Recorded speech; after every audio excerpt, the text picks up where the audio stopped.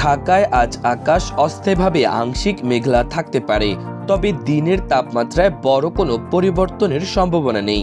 আবহাওয়া অধিদপ্তর জানিয়েছে, সোমবার সকাল 7টা থেকে পরবর্তী 6 ঘন্টায় রাজধানী ও পার্শ্ববর্তী এলাকায় আবহাওয়া প্রধানত শুষ্ক থাকতে পারে। এ সময় হালকা থেকে মাঝারি ধরনের কুয়াশা পড়ার সম্ভাবনা রয়েছে। পূর্বাভাসে বলা হয়েছে, আজ দুপুর পর্যন্ত ঢাকা ও পার্শ্ববর্তী এলাকায় আকাশ অস্থায়ীভাবে আংশিক মেঘলা থাকতে পারে। এই সময় আবহাওয়া প্রধানত শুষ্ক থাকার সম্ভাবনা রয়েছে, তবে হালকা থেকে মাঝারি ধরনের কুয়াশা পড়তে পারে। উত্তর অথবা উত্তর পশ্চিম দিক থেকে ঘন্টায় 5 থেকে 10 কিলোমিটার বেগে বাতাস প্রবাহিত হতে পারে। দিনের তাপমাত্রা সাধারণত অপরিবর্তিত থাকতে পারে। আবহাওয়া অধিদপ্তরের পূর্বাভাস অনুযায়ী আজ সকাল 6টায় ঢাকার তাপমাত্রা রেকর্ড করা হয়েছে 17.4 ডিগ্রি সেলসিয়াস এবং বাতাসে আর্দ্রতা ছিল 76%। গতকাল ঢাকায় সর্বোচ্চ তাপমাত্রা ছিল 28.2 ডিগ্রি সেলসিয়াস। আজ সর্বনিম্ন তাপমাত্রা রেকর্ড করা হয়েছে 17 ডিগ্রি সেলসিয়াস। আবহাওয়া অধিদপ্তর জানিয়েছে, আজ ঢাকায় সূর্যাস্ত হবে সন্ধ্যা 5টা 35 মিনিটে এবং মঙ্গলবার সূর্যোদয় হবে ভোর 6টা 43 মিনিটে। গত 24 ঘন্টায় ঢাকায় কোনো বৃষ্টিপাত রেকর্ড করা হয়নি। এর আগে রোববার রাতে পূর্বাভাসে বলা হয়েছে, সারা দেশে আগামীকাল সোমবার দিন ও রাতের তাপমাত্রা প্রায় অপরিবর্তিত থাকতে পারে বলে জানিয়েছে আবহাওয়া অধিদপ্তর।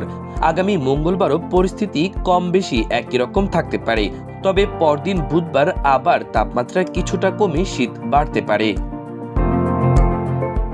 আবহাওয়াবিদরা বলছেন, 1 বা 2 দিনের জন্য শীত বাড়লেও তা দীর্ঘস্থায়ী হবে না, বরং এরপর আবার তাপমাত্রা বেড়ে শীত কমতে পারে।